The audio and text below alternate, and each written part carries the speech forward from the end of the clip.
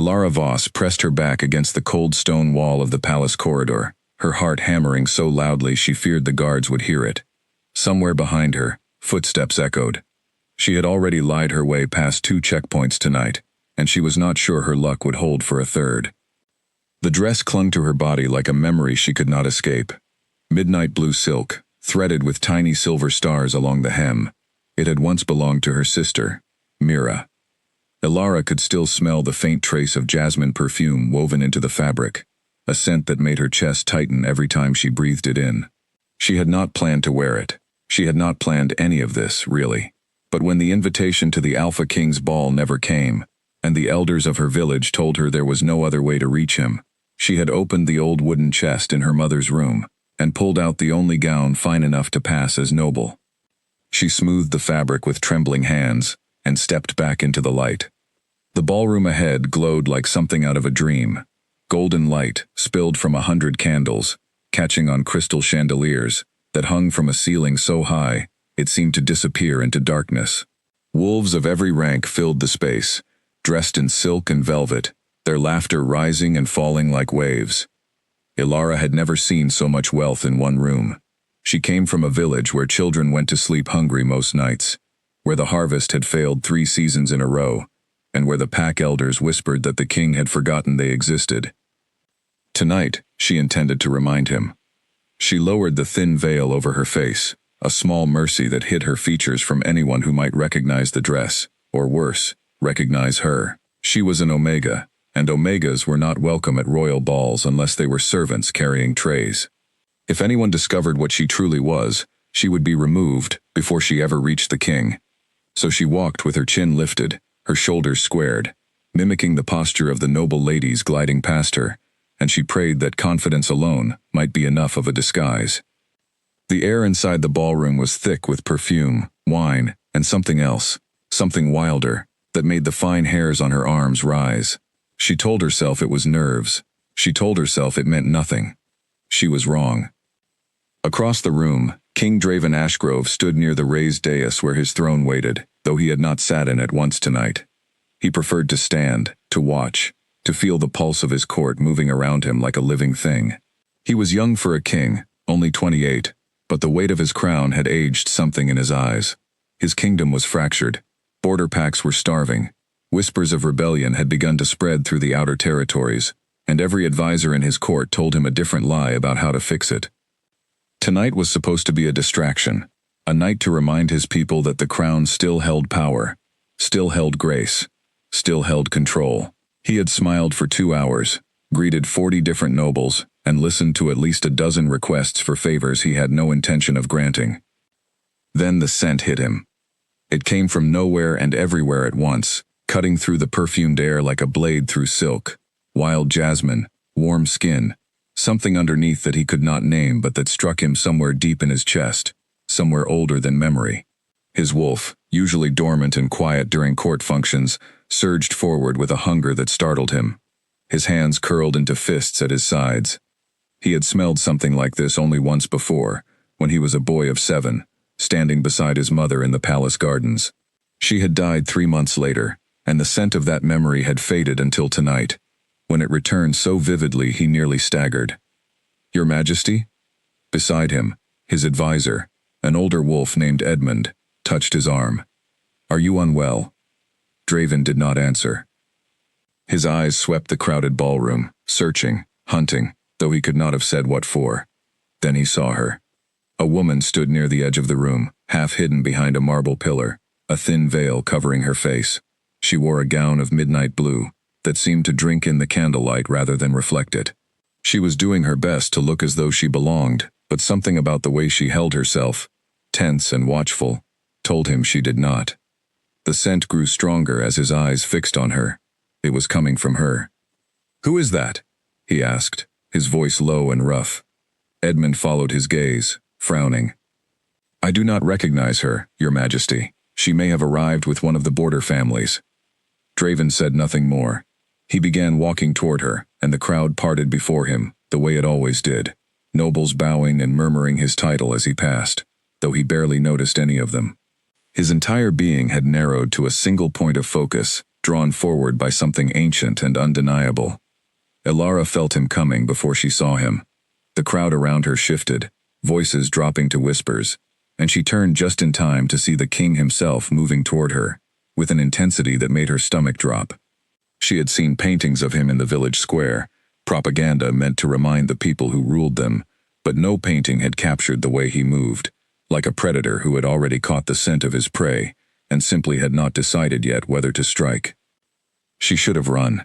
Every instinct told her to run. Instead, her feet stayed rooted to the marble floor as he closed the distance between them. "I do not believe we have met," Draven said, stopping a few feet away.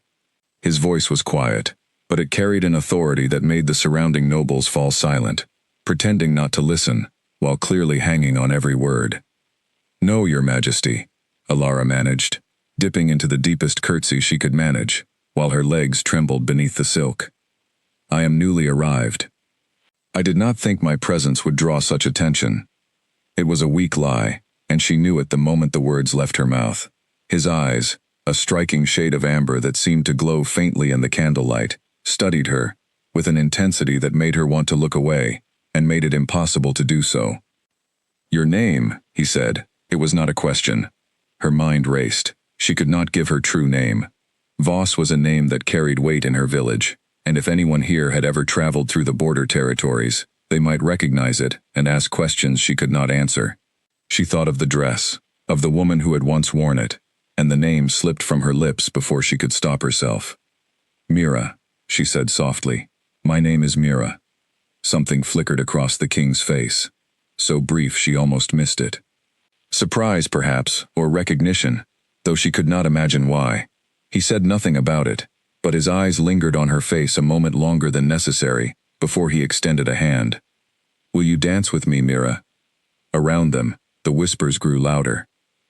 Elara understood, with a jolt of alarm, that the king did not simply ask nobles to dance.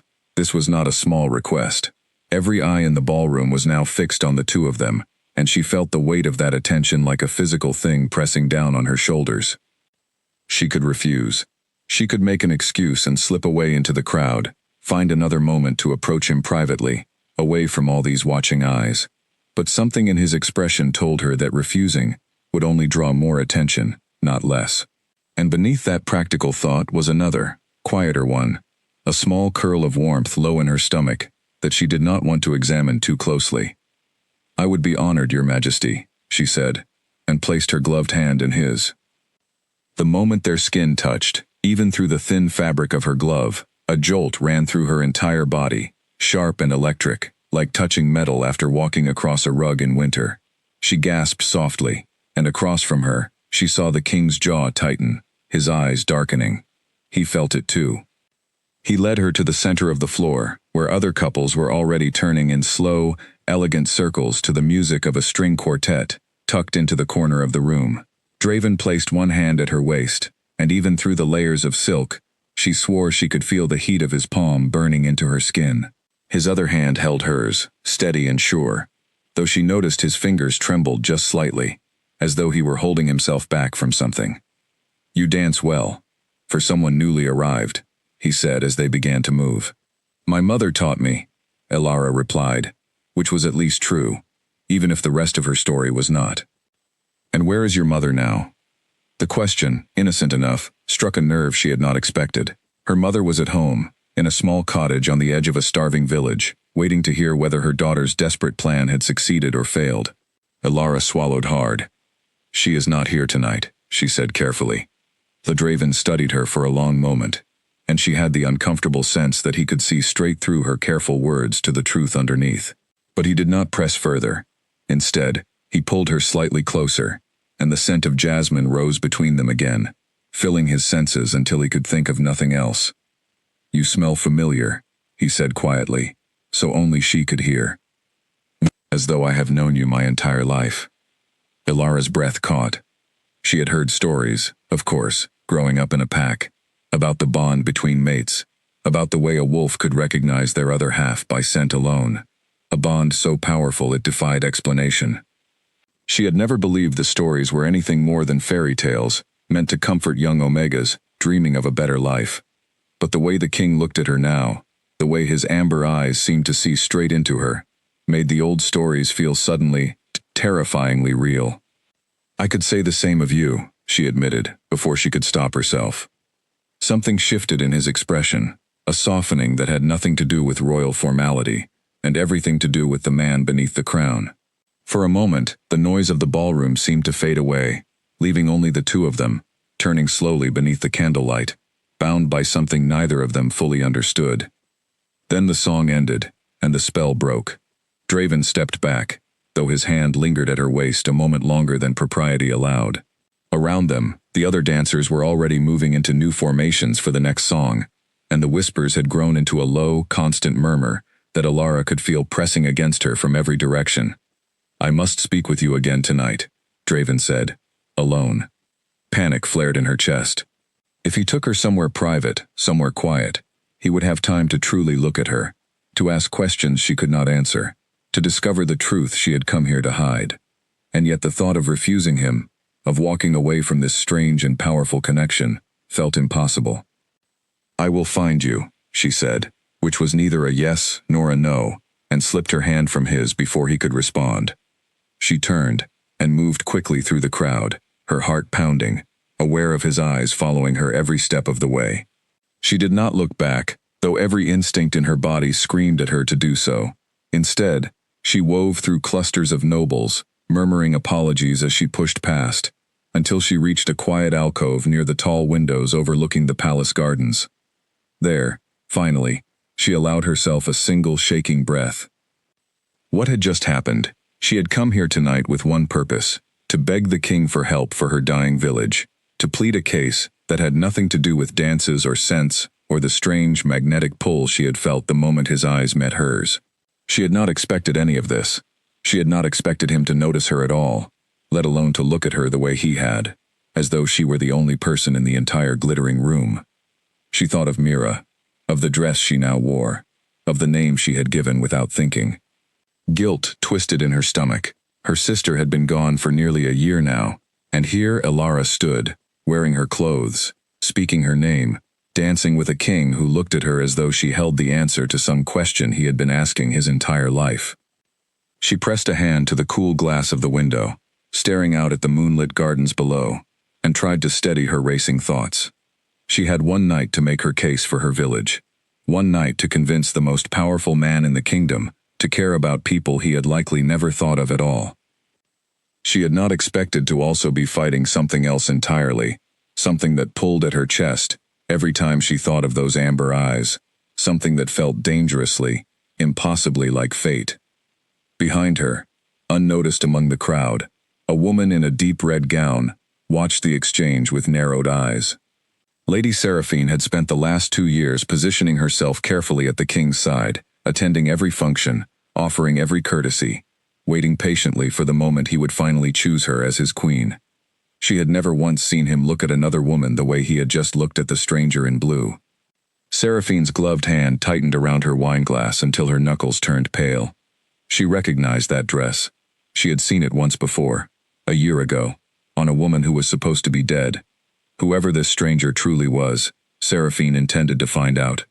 And she intended to make certain the king never looked at her that way again. Across the ballroom, Draven remained rooted to the spot where the stranger had left him, his eyes fixed on the alcove where she had disappeared. His wolf paced restlessly beneath his skin, unwilling to settle, unwilling to let her out of his sight for long. Something about tonight had changed everything, and he did not yet understand what, only that he could not, would not, let her simply vanish into the night without answers.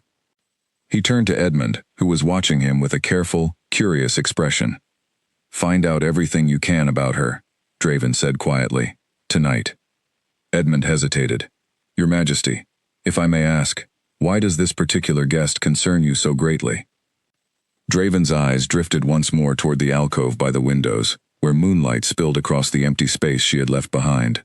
"Because," he said slowly, "I believe I have just found something I thought I lost a long time ago." He did not explain further. He simply turned back toward the crowd, his expression unreadable, and began making his way toward the gardens, following a scent that pulled at something deep and unshakable inside him, something he intended to understand before the night was through. The ball continued around them, glittering and loud, but for both Alara and Draven, the true story of the evening had only just begun. The palace gardens stretched out beneath a sky heavy with stars, hedges trimmed into perfect shapes, fountains murmuring softly in the darkness. Alara had slipped away from the ballroom through a side door, desperate for air that did not smell of perfume and candle smoke, desperate for a moment to think clearly before she faced the king again. She found a stone bench beneath a willow tree and sank onto it, pulling the veil away from her face at last. The night air cooled her flushed skin, and she closed her eyes, trying to steady her racing heart. She had come here for one reason. Her village needed grain before winter arrived, needed protection from raiders, who had grown bold as the crown's authority weakened in the outer territories, needed someone in power to remember that they existed at all. She had rehearsed her plea 100 times on the long journey to the capital. Now, after dancing with the king himself, after feeling that strange and undeniable pull toward him, she could barely remember a single word of her careful speech. "You came out here to hide," a voice said from behind her, "just as you were hiding inside." Alara startled, turning quickly to find Draven standing a few feet away, his tall frame outlined by moonlight, his expression unreadable. She had not heard him approach. For a king, he moved with a silence that unsettled her. "I needed air, Your Majesty," she said, rising to her feet and offering a quick, formal curtsy. "Please," he said, waving a hand. "Sit. I did not come to interrogate you, only to speak honestly, if you will allow it." She hesitated, then lowered herself back onto the bench. He sat beside her, close enough that she could feel the warmth radiating from him, though he kept a careful, respectful distance between them. "I must apologize," he said after a moment. "My behavior tonight was not typical. I do not usually pursue strangers across a crowded ballroom." "I noticed," Alara said, a small, nervous laugh escaping her before she could stop it. The corner of his mouth lifted, the first genuine smile she had seen from him all night. It transformed his face, softened the sharp lines of authority into something almost boyish, something she found far more dangerous than his crown or his title. "There is a bond," he said slowly, choosing his words with obvious care, "that exists between certain wolves, a connection that goes beyond ordinary attraction, beyond even love, as most people understand it. My people call it the mate bond. It is rare. Many wolves live their entire lives without ever experiencing it." Alara's chest tightened. She had heard the stories, of course, but hearing him speak of it so seriously, so earnestly, made the old legends feel suddenly weighty and real. "And you believe," she said carefully, "that we share this bond?" "I know we do," he said, turning to face her fully. "The moment I caught your scent tonight, everything else in that room disappeared. I have never felt anything like it. Not once. In 28 years. She should have denied it. She should have laughed it off, made some excuse, put distance between herself and this man who held more power than anyone she had ever met. A man who could destroy her entire village with a single command if he discovered she had lied her way into his court. But the truth sat heavy and undeniable in her chest, refusing to be pushed aside. "I felt it too," she admitted quietly. "When you took my hand, I have never felt anything like that before either." Draven exhaled slowly, as though he had been holding his breath since the moment they first met. "Then you understand why I could not simply let you disappear into the night." Silence stretched between them, filled only with the soft murmur of the fountain nearby. Alara studied her hands, twisted together in her lap, trying to decide how much of the truth she could safely reveal. "There is something you should know," she said finally. "My name is not Mira." Draven's expression shifted, though he did not look surprised, only patient, waiting for her to continue. "I lied because I was frightened," she said. "I am not a noble.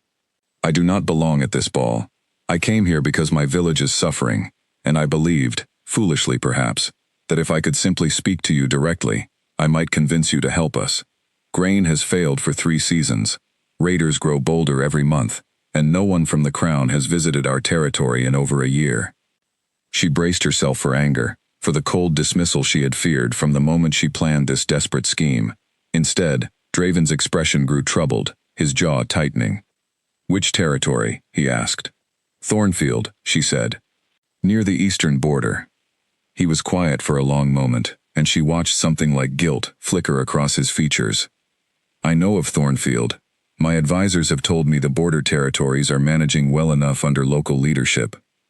I see now that I was given false information, or perhaps information I did not question closely enough. Then you will help us? She asked, hope rising sharp and sudden in her chest. I will investigate personally, he said. You have my word. Relief flooded through her, so intense it brought tears to her eyes, though she blinked them back quickly. She had not expected this to work, had not truly believed a king would listen to a village Omega dressed in a borrowed gown, and yet here he sat, promising exactly what she had traveled so far to ask for. Thank you, she whispered. Do not thank me yet, Draven said, his expression growing serious again. There is still the matter of the dress you are wearing, and the name you first gave me, Mira. It was not a name chosen at random, was it? Alara's throat tightened. She had hoped to avoid this part of the conversation entirely. It belonged to my sister, she said softly. This dress was hers. She died almost a year ago. I am sorry for your loss, Draven said, and his voice carried a warmth that told her he meant it. May I ask how she died? The question sat heavy in the air between them. Alara had asked herself the same thing 1,000 times over the past year, and she had never found an answer that satisfied her. No one truly knows, she admitted. She left our village 6 months before I was born, to work in a noble household somewhere in the capital region. We received letters from her for years, describing her new life. Then the letters stopped. A messenger arrived nearly a year ago, carrying this dress, and a note, explaining only that she had passed from illness. No further details were given. No body was returned for burial. Draven's expression darkened, his amber eyes sharpening with something that looked almost like recognition, though Alara could not imagine why. What noble household did she work for? He asked, his voice suddenly urgent. I do not know the name, Alara said, startled by the shift in his demeanor. Why does it matter? Draven hesitated, clearly weighing how much to reveal.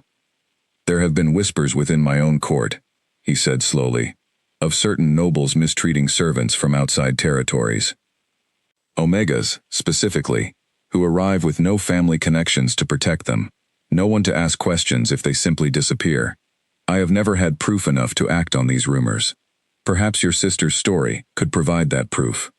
A chill ran through Alara's entire body. She had spent a year believing her sister died of simple illness, a tragedy but an ordinary one. The thought that something far darker might have happened, that Mira might have suffered at the hands of someone powerful enough to hide the truth, made her stomach twist with a nausea she could barely contain. You believe someone harmed her, Alara said, her voice barely above a whisper. I do not know, Draven admitted, but I intend to find out, and I would ask for your help in doing so, if you are willing. Alara thought of her mother, waiting at home for news of grain and protection, unaware that her surviving daughter had just stumbled into a mystery that might finally explain her eldest daughter's death. She thought of Mira's letters, full of hope and excitement about her new life in the capital, letters that had simply stopped one day, without warning. I am willing, Alara said firmly. Whatever you need from me, I will help however I can. Draven studied her for a long moment, something complicated passing behind his eyes, gratitude mixed with a protectiveness that seemed to surprise even him.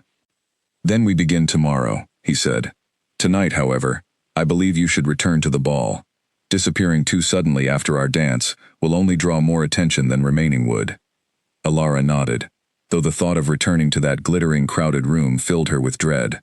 She had come so far tonight, revealed so much, and the idea of pretending nothing had changed felt exhausting. Will you accompany me? She asked, surprising herself with the question. Something warm flickered across Draven's face. I would be honored. He rose and offered his hand, and she took it without hesitation this time, the jolt of connection between them now familiar rather than frightening. Together they walked back toward the palace, the golden light of the ballroom growing brighter as they approached, though Alara found she no longer felt afraid of what waited inside. What she did not see, hidden among the hedges near the garden's edge, was Lady Seraphine, watching their entire exchange with cold, calculating eyes. She had heard enough. A dress belonging to a supposedly dead servant. A mysterious stranger, claiming the king's attention within moments of arriving. Whispers of mistreated Omegas within the noble households of the capital. Seraphine had spent 2 years building connections within the palace, learning secrets that powerful people would prefer remain buried. She recognized the dress immediately, had seen it once on a servant girl who worked in her own family's estate, a girl who had vanished under circumstances Seraphine understood far better than she had ever admitted to anyone. If this stranger began asking too many questions, began pulling at threads that led back to secrets Seraphine had helped bury, everything she had worked toward could collapse in an instant. She would need to act carefully. The king's growing fascination with this newcomer made direct confrontation too risky. But there were other ways to eliminate a problem. Quieter ways. Ways that left no trace back to those responsible. Seraphine smoothed the front of her crimson gown and turned back toward the palace, already forming the beginnings of a plan. Whoever this woman truly was, she would not be allowed to interfere with 2 years of careful, patient work. Inside the ballroom, the music continued, bright and cheerful, oblivious to the dangerous currents now moving beneath the surface of the night. Alara and Draven re-entered together, and though neither spoke of it aloud, both understood that whatever had begun between them tonight was far from finished. A bond had been discovered, a mystery had been uncovered, and somewhere within the glittering walls of the palace, someone was already plotting to make certain neither survived long enough to see the truth revealed. The night stretched on, golden and dangerous in equal measure, and Alara realized, with a mixture of fear and fragile hope, that her life had irrevocably changed the moment she stepped into her sister's dress and walked through the palace doors. Morning light filtered through tall windows into a private study on the palace's upper floor, where Draven had summoned Alara before most of the court had even woken. He had arranged for her to stay the night in a guest chamber, explaining to curious staff that she was a visiting dignitary from Thornfield, a lie that felt strange coming from a king known for his honesty, but a necessary one given the circumstances. Alara sat across from him now, dressed in a simple gray gown provided by the palace, her sister's blue dress carefully folded and set aside. Without the elaborate gown and veil, she felt more like herself, though the nervousness of being alone with the king had not entirely faded.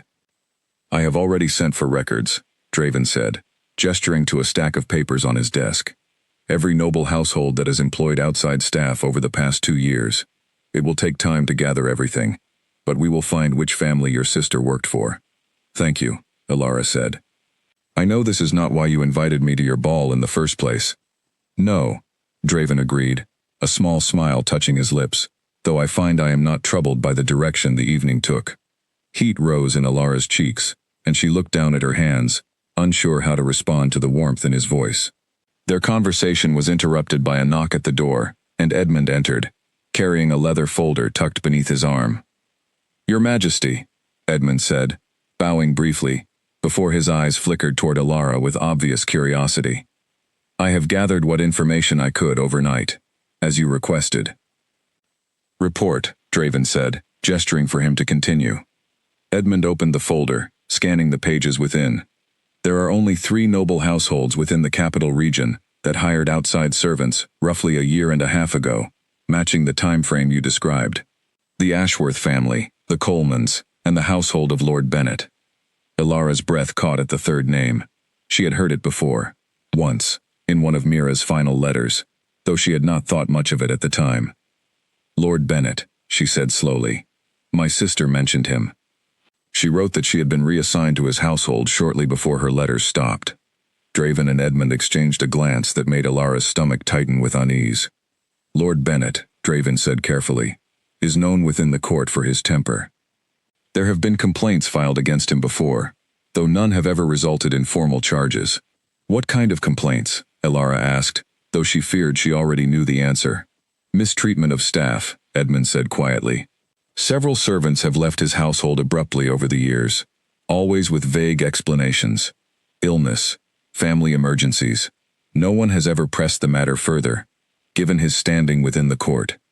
Anger and grief warred within Alara's chest, tangled together so tightly she could barely separate one from the other. If Lord Bennett had hurt her sister, if he had caused her death and hidden behind his noble title to escape consequences, she did not know how she would ever find peace again. "I want to speak with him," she said, her voice firm, despite the tremor she felt beneath it. That would be unwise, Draven said immediately. If Lord Bennett is responsible for whatever happened to your sister, confronting him directly, especially without proof, would only give him time to cover his tracks further. We must proceed carefully. Then what do you suggest? Elara asked, frustration creeping into her tone. Draven considered the question for a long moment. I will request his presence at court under a routine pretense, a discussion of border taxation perhaps. While he is occupied here, I will send trusted staff to quietly investigate his estate for any records or evidence that might explain what happened to your sister. And if there is nothing to find? Elara asked. If he was simply careful enough to hide everything? Then we will find another path, Draven said, his voice steady, with a determination that eased some of Elara's fear. I promise you, I will not let this rest until we have answers, whatever they may be. Edmund cleared his throat gently. Your Majesty, if I may, there is another matter requiring your attention. Lady Seraphine has requested an audience this morning. She claims it is urgent. Something flickered across Draven's expression. Brief irritation quickly smoothed away. Send her in. Perhaps it is best to address whatever concerns her before rumors spread further about last night's events. Elara felt a flutter of nervousness at the mention of Lady Seraphine.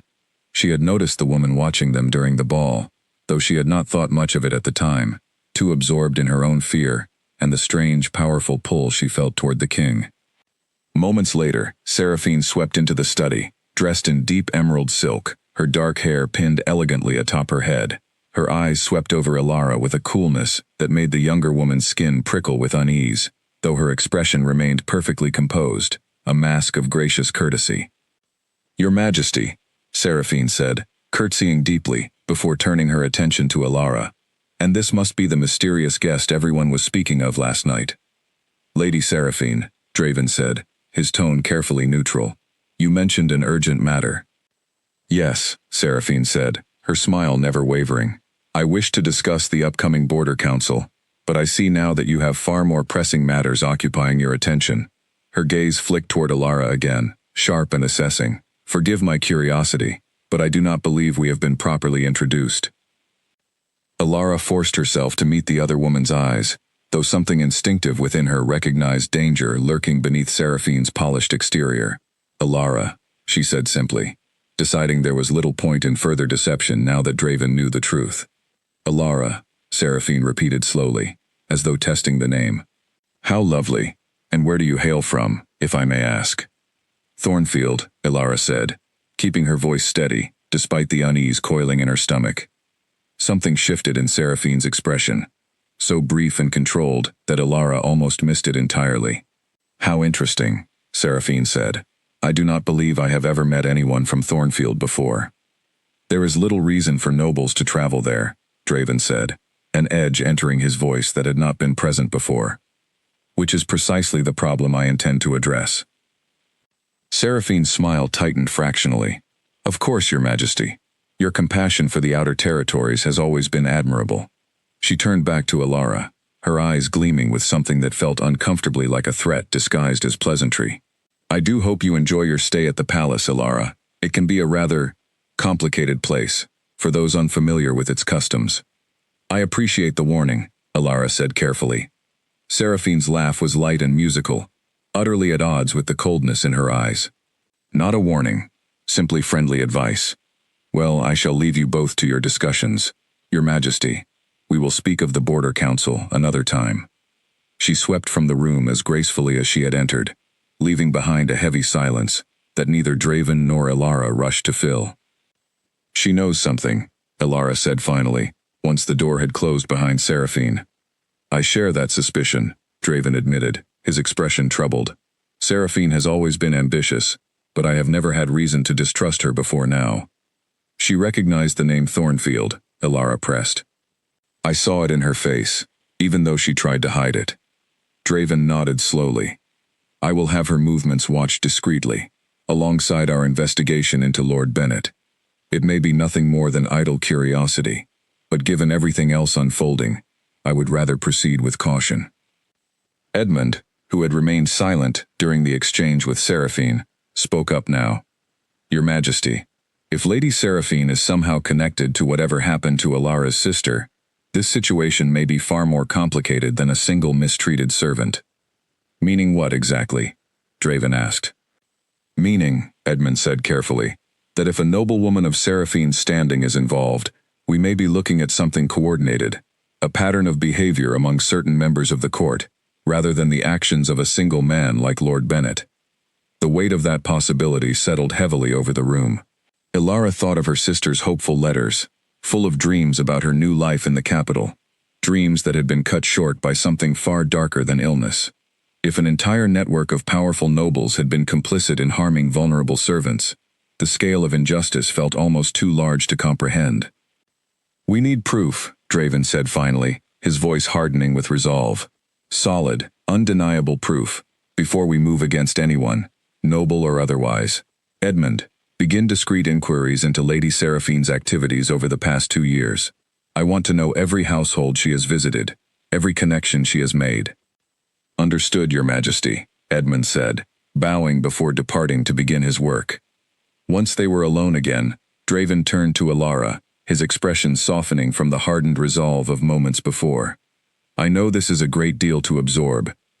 You came here seeking help for your village, and instead, you have uncovered something far darker and more dangerous. I did not expect any of this," Ilara admitted, "but I cannot simply walk away now, knowing what might have happened to Mira.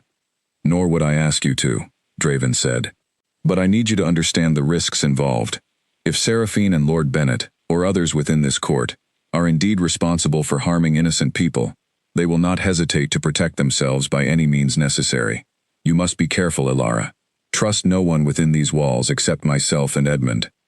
A chill ran through her at the seriousness in his tone. "I understand," she said quietly.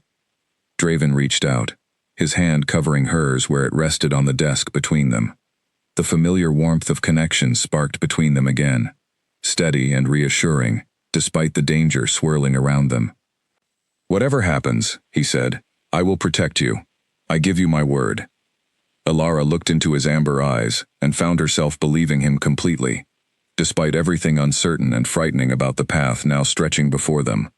She had come to the capital seeking grain and protection for her village. She had found far more than she ever expected, a mystery surrounding her sister's death, a dangerous web of secrets within the royal court, and a bond with the king himself that defied every expectation she had carried into that glittering ballroom. Outside the study window, the capital city stretched out beneath a clear morning sky, appearing peaceful and orderly from a distance. But within its palace walls, currents of danger and deception moved quietly beneath the surface, and Ilara understood, with growing certainty, that the truth she sought would not come without a fight. 3 days passed before Lord Bennet arrived at the palace, summoned under the pretense of discussing border taxation policies. Ilara spent those days learning the rhythms of palace life, meeting briefly with Draven each morning to review whatever information Edmund had gathered overnight, and trying, with limited success, to calm the storm of emotions churning inside her. She had also spent considerable time getting to know Draven beyond the formal title of king. She learned that he preferred quiet mornings to loud celebrations, that he had lost both his parents before the age of 20, that he carried the weight of his kingdom's struggles with a seriousness that sometimes made him seem far older than his years. In turn, she found herself sharing stories of her own, of growing up in Thornfield, of her mother's quiet strength after losing a husband, and then, seemingly, a daughter as well. The bond between them deepened with each conversation, each shared meal, each quiet moment stolen between the demands of investigation and rulership.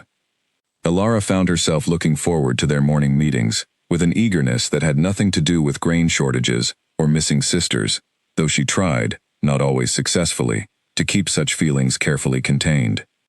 On the morning of Lord Bennet's arrival, Ilara stood at a window overlooking the palace's main courtyard, watching as an ornate carriage rolled to a stop below. A tall man emerged, silver-haired and impeccably dressed, moving with the unhurried confidence of someone accustomed to power and privilege. "That is him," Draven said quietly, joining her at the window. "Lord Bennet." Ilara studied the man below, searching for some visible sign of cruelty, some outward indication of the darkness Edmund's investigation suggested might lurk beneath his polished exterior. She found nothing but an ordinary nobleman, greeting palace staff with practiced charm, utterly unremarkable in appearance. He looks so, she began, unable to finish the thought. Ordinary, Draven finished for her. Monsters rarely look the part, Elara. That is often what makes them so dangerous. A knock interrupted them, and Edmund entered, his expression grave. Your Majesty, the search of Lord Bennett's estate has concluded. We found something. Elara's heart lurched. What did you find? Edmund hesitated, glancing toward Draven, as though seeking permission, before continuing. At the king's small nod, he opened the folder in his hands and withdrew a small, leather-bound ledger. Financial records, Edmund said. Payments made to a physician in the capital, dated approximately 1 year ago, around the time your sister's letters stopped. The payments are substantial, far more than would be expected for routine care of household staff. What does that mean? Elara asked, though dread was already coiling tight in her stomach. It could mean many things, Draven said carefully. But combined with everything else we have learned, it suggests Lord Bennett may have gone to significant lengths to either treat or conceal an injury or illness that occurred within his household. Or to cover up something far worse, Elara said, her voice trembling, despite her effort to remain composed. Edmund continued, his expression apologetic. There is more. We also found correspondence between Lord Bennett and Lady Seraphine, dated within the same time frame. The letters are vague, careful in their wording, but they reference an unspecified matter requiring, in Lady Seraphine's words, discretion and mutual understanding. The confirmation of a connection between Bennett and Seraphine sent a fresh wave of anger through Elara. They worked together, she said. Whatever happened to Mira, they were both involved. It appears so, Draven said grimly, though we still lack definitive proof of what exactly occurred. We need more than suspicious payments and vague letters if we intend to bring formal charges against either of them. Then what do we do? Elara asked. Draven's expression hardened with resolve. We speak with Lord Bennett directly. I will summon him to a private audience, ostensibly to discuss the taxation matter, and use the opportunity to observe his reactions when the subject shifts toward missing servants and mistreatment within noble households. I want to be there, Elara said immediately. That would be unwise, Draven said. If he recognizes you, if he suspects any connection to your sister, he will become far more guarded, and we may lose whatever advantage surprise provides. Then let me observe from somewhere he cannot see me, Elara pressed. I need to hear what he says, Draven. I need to understand what happened to her. He studied her for a long moment, clearly torn between protecting her and honoring her need for answers. Finally he nodded. There is a side chamber adjoining my private study, separated by a thin wall with a small viewing panel. You may observe from there, but you must remain silent, no matter what you hear. Can you promise me that? Elara swallowed hard, uncertain whether she could truly make such a promise, but she nodded regardless. I promise. An hour later, Elara stood in the narrow adjoining chamber, her eye pressed to a small gap in the wall paneling that gave her a limited but clear view of Draven's study. Her heart pounded as she watched Lord Bennett enter, greeting Draven with an easy smile that made her stomach turn. Your Majesty, Bennett said, settling into a chair across from Draven's desk. I understand you wish to discuss the border taxation proposals. In due time, Draven said smoothly. First, I find myself curious about staffing matters within noble households. I have heard concerning reports regarding the treatment of servants brought in from outer territories. Bennett's expression flickered, so briefly that Elara nearly missed it, before settling back into practiced neutrality. I am not certain what you mean, Your Majesty. My household staff are treated fairly, as I am certain most noble families ensure. Most, perhaps, Draven said, his tone remaining conversational despite the sharpening focus in his eyes. Though I understand you employed a young woman from Thornfield, approximately 18 months ago, a servant by the name of Mira. The color drained slightly from Bennett's face, though he recovered quickly, his expression smoothing into practiced concern. Ah yes, poor Mira. A tragic case. She fell ill quite suddenly and passed within weeks. We did everything possible to secure proper medical care for her, though I am afraid it was not enough to save her. Everything possible, Draven repeated. including substantial payments to a physician here in the capital, if my records are accurate. Bennett's jaw tightened almost imperceptibly.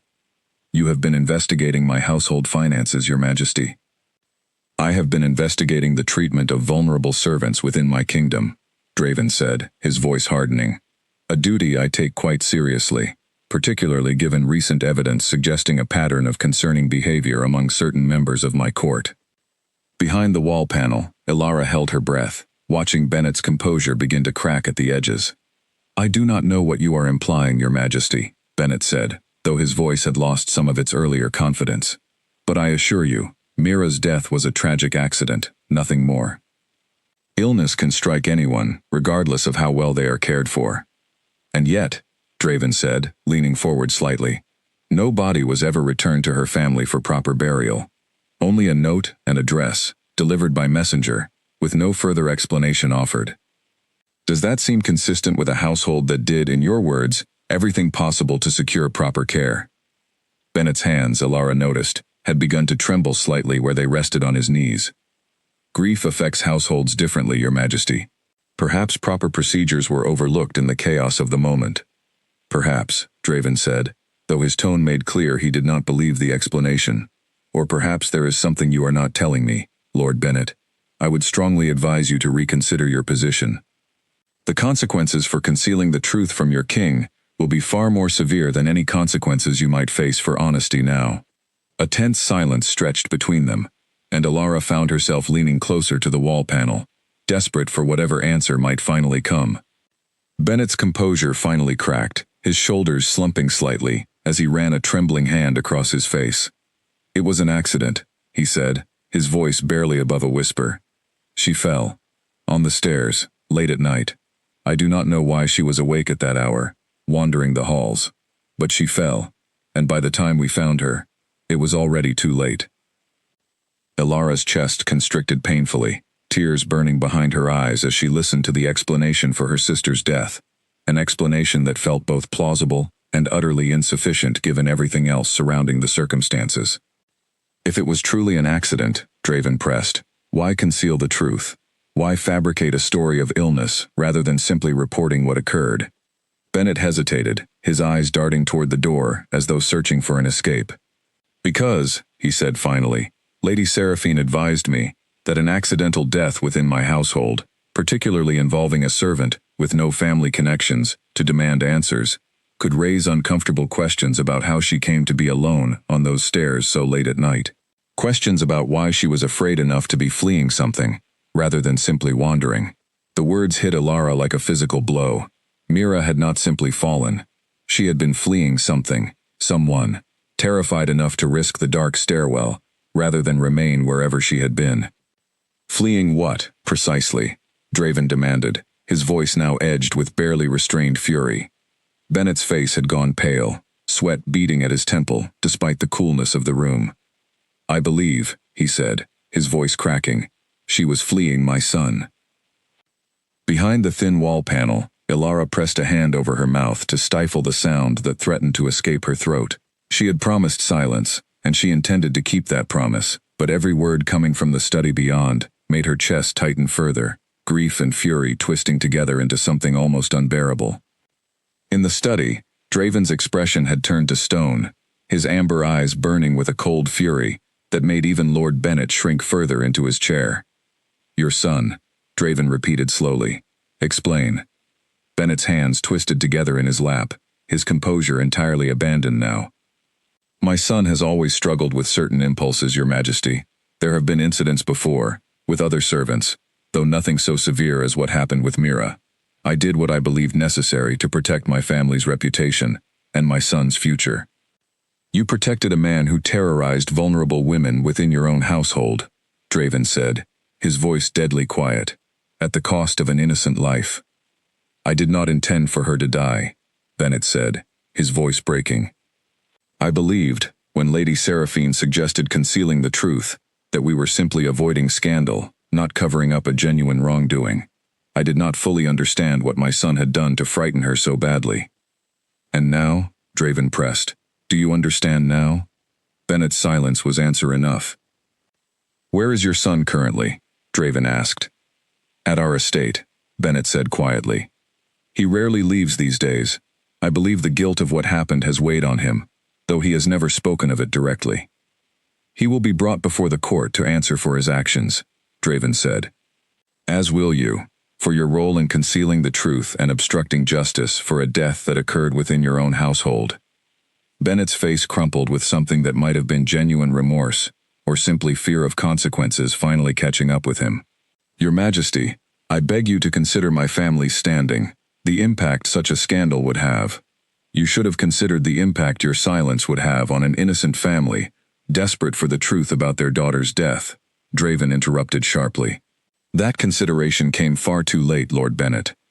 Behind the wall, Elara felt tears streaming freely down her face now, no longer able to contain the overwhelming grief and vindication crashing through her simultaneously. Mira had not simply fallen ill and quietly passed away, as the family had been told for nearly a year. She had been frightened, hunted within her own place of work, and her death had been the direct result of powerful people prioritizing reputation over her safety. Guards, Draven called, and 2 palace guards entered the study immediately, clearly having been stationed nearby, in anticipation of exactly this outcome. Escort Lord Bennett to the northern holding chamber, Draven instructed. He will remain there until formal charges can be prepared, and his son can be brought before the court as well. Bennett offered no further resistance, as the guards led him from the room, his earlier confidence entirely replaced by the hollow resignation of a man finally facing consequences, long overdue. Once the study had emptied, Draven moved quickly to the small side chamber where Elara waited, finding her pressed against the wall, tears streaking her face, her entire body trembling with the weight of what she had just heard. Elara, he said softly, pulling her gently into his arms. She did not resist, allowing herself, for the first time since arriving at the palace, to simply break down completely, sobbing into his chest as he held her, his hand moving in slow, steady circles across her back. I am so sorry, Draven murmured against her hair. I wish I could have spared you from hearing that. No, Elara said, pulling back slightly to look up at him, her eyes red and swollen, but fierce with determination. I needed to hear it. I needed to know the truth, even if it is terrible. Mira deserves that much at least. She deserves justice, not another lie. She will have justice, Draven promised. I will ensure Bennett's son is held fully accountable for what he did, and Bennett himself for concealing the truth. Lady Seraphine as well, if her involvement can be proven as thoroughly as I now suspect it can. Elara wiped at her tears, drawing a steadying breath as she tried to gather herself. What happens now? Now, Draven said, we gather what remains of the evidence needed to bring formal charges. Bennett's confession, while significant, will need corroboration. His son will likely deny everything, and Lady Seraphine, no doubt, will attempt to distance herself from any wrongdoing. She will not simply allow herself to be caught so easily, Elara said, wiping the last of her tears away as anger began to replace her grief. She is far too clever for that. Which is why we must proceed carefully, Draven agreed. I do not wish to give her time to destroy evidence or flee the capital entirely. As if summoned by the very mention of her name, a soft knock interrupted them, and a palace servant entered hesitantly. Your Majesty, forgive the intrusion, but Lady Seraphine has requested an urgent audience. She says it concerns Lord Bennett's sudden detainment. Draven and Elara exchanged a quick glance, understanding passing silently between them. News of Bennett's arrest had clearly traveled faster than anticipated. Send her in, Draven said, straightening his posture, his expression shifting seamlessly back into the composed authority of a king. He turned to Elara. You should remain hidden, for now. Let us see what Seraphine reveals when she believes herself unwatched. Elara nodded, retreating back into the small side chamber, as Draven resumed his position behind the desk, his expression carefully neutral once more. Moments later, Seraphine swept into the study, her earlier polished grace replaced by barely concealed agitation. Your Majesty, I have heard the most troubling rumors. Lord Bennett detained? Surely there has been some misunderstanding. There has been no misunderstanding, Draven said calmly. Lord Bennett has confessed to concealing the circumstances surrounding the death of a servant within his household, a death that occurred nearly a year ago. Seraphine's composure flickered, just barely, before she recovered. How unfortunate, though I fail to see why this concerns me directly. Do you? Draven asked, his tone deceptively mild. Lord Bennett specifically named you as the individual who advised him to conceal the truth of that death, in order to protect his family's reputation. The color drained visibly from Seraphine's face this time, her carefully constructed mask slipping just enough for Alara, watching through the narrow gap in the wall, to see genuine fear flash across her features. That is a preposterous accusation, Seraphine said, though her voice had lost much of its earlier confidence. Lord Bennett is clearly attempting to shift blame, in a desperate attempt to save himself from consequences. Perhaps, Draven said, though I find it curious that correspondence discovered during the investigation of his estate references your involvement quite directly. Letters, Lady Seraphine, discussing the need for discretion regarding an unspecified matter within his household, dated precisely around the time of the servant's death. Seraphine's hands clenched at her sides, her knuckles turning white beneath her gloves. I do not know what letters you are referring to, Your Majesty, but I assure you, any advice I may have given Lord Bennett was entirely unrelated to any wrongdoing. Then you will have no objection to answering further questions before the full court, Draven said, to clarify precisely what advice you did give, and why. For a long, tense moment, Seraphine said nothing, her eyes darting toward the door, as though calculating whether flight remained a viable option. Finally, her shoulders sagged slightly, though her expression remained guarded. Your Majesty, she said, her voice quieter now, may we speak privately? Without the formality of a full court hearing, I believe there are complexities to this situation that I would prefer to explain directly to you. Draven's eyes narrowed slightly, though he nodded after a moment's consideration. Very well, speak. Seraphine glanced around the room, as though checking for hidden listeners, though she did not notice the narrow gap in the wall paneling, where Alara remained perfectly still, holding her breath. I did advise Bennett to conceal the circumstances of the girl's death, Seraphine admitted quietly. But you must understand, Your Majesty, I did not do so out of malice, or even primarily to protect Bennett's family. I did so because I feared what a public scandal might reveal about a great many noble households across this kingdom, my own family included. Draven's expression sharpened. Explain.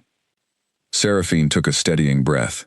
The practice of bringing in servants from outer territories, particularly Omegas, with no family connections nearby to advocate for them, has been convenient for certain individuals within noble society, individuals seeking servants who could be controlled without consequence.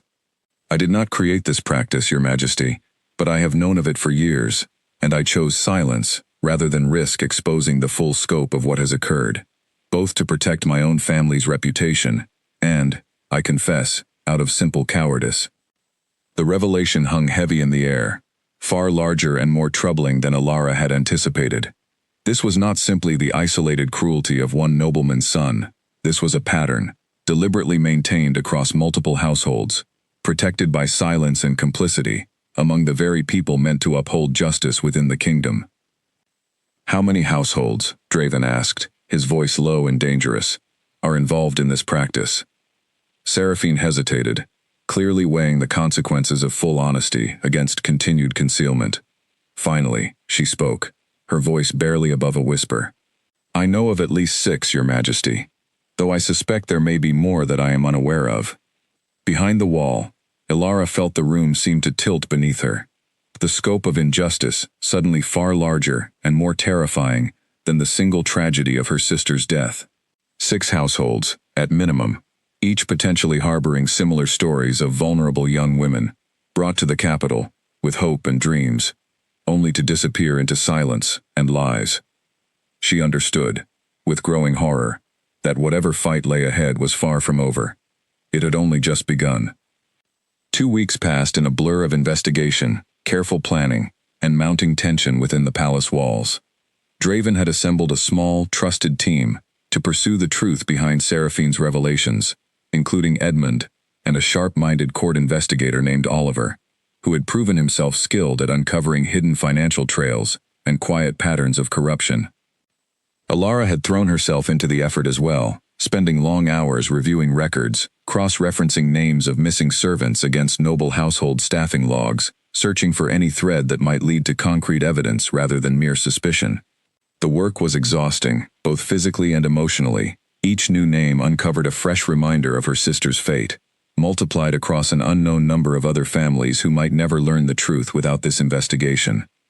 "We have confirmed 4 additional cases," Oliver reported one evening, spreading a series of documents across the study table, where Draven, Ilara, and Edmund had gathered. Servants who vanished from noble households under circumstances remarkably similar to what happened with Mira. Vague explanations given to families, no bodies returned, and in 2 cases, suspicious payments made to physicians or undertakers shortly afterward. "Which households?" Draven asked, leaning forward to examine the documents. "The Ashworth family is one," Oliver said. "The Coleman household as well, matching the initial list we compiled. 2 additional families not previously suspected, the Whitmores and Lord Harrington's estate." Ilara studied the names, a cold anger settling deep in her chest. "These are all prominent families within the court, which is precisely why this has remained hidden for so long," Edmund said grimly. "No one has dared question the treatment of servants within households wielding such significant influence and wealth." Draven's expression had grown increasingly hardened over the past 2 weeks, the weight of uncovering such widespread corruption clearly taking its toll. "We need physical evidence, not merely suspicious patterns and second-hand testimony. Without proof, these families will simply deny everything, and their influence within the court may be sufficient to protect them, regardless of what we uncover." "Lady Seraphine's testimony provides a starting point," Oliver offered. "If we can convince her to testify formally before the full court, rather than merely admitting wrongdoing in private, it may provide sufficient grounds to authorize deeper investigation into each household." "Will she agree to that?" Ilara asked doubtfully. "She has every incentive to protect herself by remaining silent." "She may," Draven said slowly, "if we offer her a path toward leniency, in exchange for full cooperation. She was not the primary perpetrator in most of these cases, merely complicit through silence and occasional advice. If she provides the evidence needed to prosecute those directly responsible for harming these servants, I am willing to consider reduced consequences for her own role." Ilara felt a flash of frustration at the suggestion, though she understood the practical necessity behind it. "She helped hide the truth about my sister's death. She deserves consequences too." "She does," Draven agreed, "and she will face them. But if her cooperation allows us to bring true justice to those who directly caused harm, rather than allowing them to escape entirely while punishing only Seraphine, I believe that trade serves justice more completely than pursuing equal punishment for all parties regardless of the severity of their actions." Ilara considered this, her anger slowly giving way to grudging understanding. "You are right," she admitted. "I want justice for Mira, but I want it for every family affected by this, not simply revenge against the first person willing to admit wrongdoing." Draven reached across the table, covering her hand with his own, the familiar warmth of their connection, offering quiet comfort amid the difficult work surrounding them. "We will get justice for all of them, Ilara. I promise you that." The following morning, Draven summoned Seraphine to his study once more, this time with Ilara present openly, rather than hidden behind the wall panel. Seraphine's eyes widened with surprise upon seeing Ilara seated beside the king, understanding dawning quickly across her features. "You are Mira's sister," Seraphine said quietly, sinking into the chair offered to her. "I am," Ilara confirmed, her voice steady despite the emotion churning beneath the surface. Seraphine studied her for a long moment, something like genuine remorse flickering across her expression. "I am sorry," she said finally. "I know those words carry little weight, given everything that occurred, but I am truly sorry for the role I played in concealing what happened to your sister." "Sorry does not bring her back," Ilara said, though her tone held less anger than it might have 2 weeks earlier. "But I would rather see justice done for the families still searching for answers, than simply punish you for words that cannot undo the past." Draven outlined the proposal carefully. Full cooperation and formal testimony before the court, in exchange for leniency regarding Seraphine's own punishment, contingent upon the information leading to successful prosecution of those directly responsible for harming vulnerable servants across multiple households. Seraphine listened in silence, her expression unreadable, until Draven finished speaking. "I will do it," she said finally. "I have carried the guilt of this silence for longer than you know, Your Majesty. I want the opportunity to help make this right, even if it comes too late for some." "Then we begin immediately," Draven said. "I want full details of every household involved, every incident you are aware of, and any documentation that might exist to corroborate your testimony." Over the following days, Seraphine proved true to her word, providing detailed accounts of each household's involvement, along with several pieces of physical evidence she had quietly preserved over the years: correspondence, financial records, and in one case, a hidden diary belonging to a servant who had documented her fear and mistreatment before ultimately disappearing. The evidence painted a damning picture of systemic cruelty, hidden behind noble privilege, vulnerable young women brought from outer territories, with promises of opportunity, only to face mistreatment, and in several tragic cases, death, at the hands of those meant to employ and protect them. Armed with Seraphine's testimony and the gathered evidence, Draven called for a full court session, an unprecedented gathering, intended to address the corruption uncovered within his own noble ranks. Word spread quickly through the capital, whispers and speculation filling every corner of the palace, as nobles from every household awaited the king's address, with a mixture of curiosity and, for those with reason to fear exposure, growing dread. The morning of the court session arrived cold and clear, sunlight streaming through the tall windows of the grand hall, where Draven's throne stood upon its raised dais. Elara stood at the edge of the gathering, dressed once more in her sister's midnight blue gown, a deliberate choice, meant to honor Mira's memory, as the truth of her death was finally revealed before the full court. Draven rose from his throne as the assembled nobles fell silent, his expression carrying the weight of authority mixed with barely contained fury at the injustice he was about to expose. "I have called this session," he began, his voice carrying clearly through the vast hall, "to address a matter of grave concern within our kingdom. Evidence has come to light revealing a pattern of severe mistreatment, and in multiple cases, the deaths of servants brought from our outer territories to serve within noble households here in the capital." Murmurs rippled through the crowd, nobles exchanging uneasy glances as Draven continued, outlining the evidence gathered over the past weeks, naming each household implicated, describing the fate of servants like Mira, who had trusted their employers only to suffer unimaginable betrayal. Elara watched as the color drained from several faces within the crowd, nobles who had perhaps believed their secrets safely buried, now facing exposure before the entire court. She watched Lord Bennett's son, brought forward under guard, his earlier arrogance replaced by visible terror, as the full weight of the evidence against him was laid bare. "Justice," Draven declared, his voice ringing with authority, "will be served equally, regardless of title or wealth. Those responsible for these crimes will face the full consequences of their actions, and measures will be implemented immediately to protect servants brought from outer territories from future exploitation." As Draven's words echoed through the hall, Elara felt a complicated mixture of grief and relief wash over her.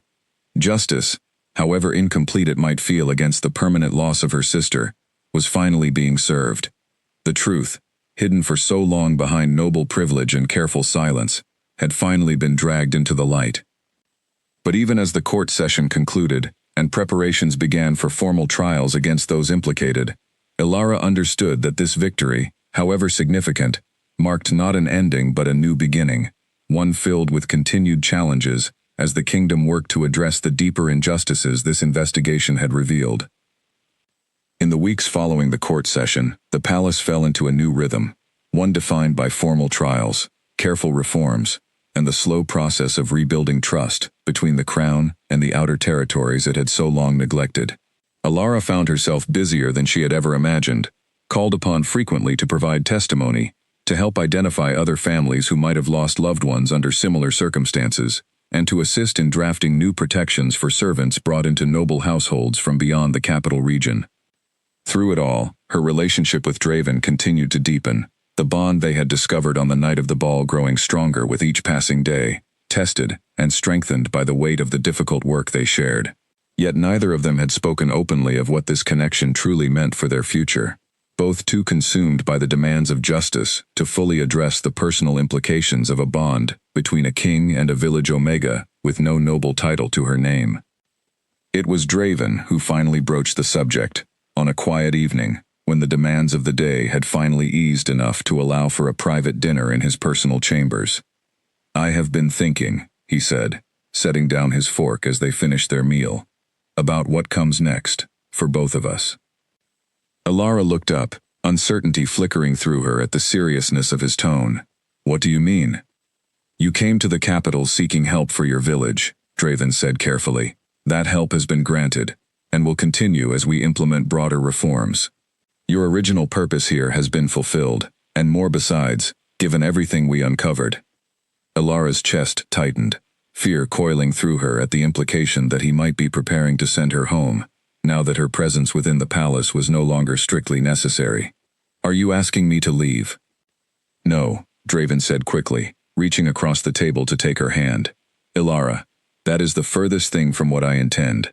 I am asking whether you wish to stay, not out of obligation, or gratitude, or even the demands of ongoing investigation, but because the bond between us is real, and I find myself unwilling to imagine a future that does not include you.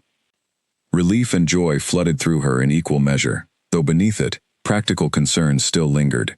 Draven, I am not a noble. I have no title, no wealth, no experience navigating the politics of your court.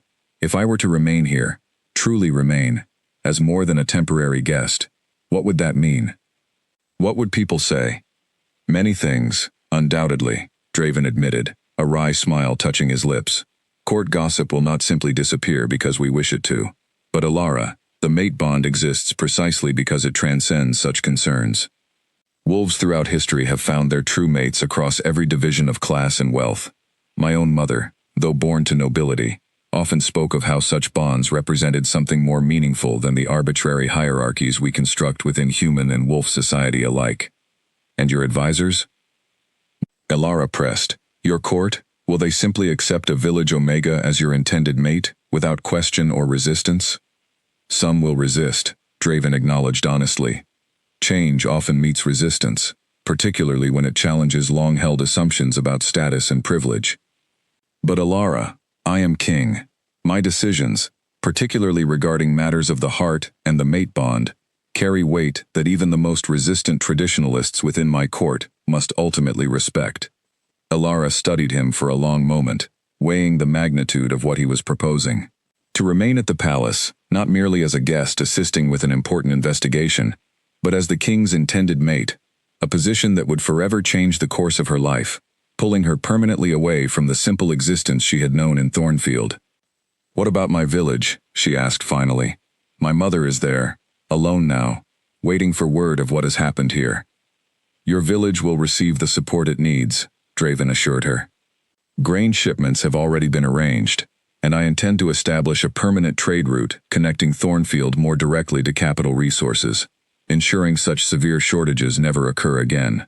As for your mother, she would be welcome here, should she wish to join you, or we could arrange for you to visit regularly, whatever arrangement would bring you the most comfort. The thoughtfulness behind his answer, the way he had clearly already considered the practical concerns weighing on her mind, warmed something deep within Alara's chest. This was not simply infatuation or the pull of an undeniable bond, but genuine care, a willingness to consider her needs and concerns as seriously as his own desires. I want to stay, she said finally, the words feeling both terrifying and right as she spoke them aloud. I want to build a life here, with you, though I confess, I remain uncertain how I will navigate everything that comes with such a position.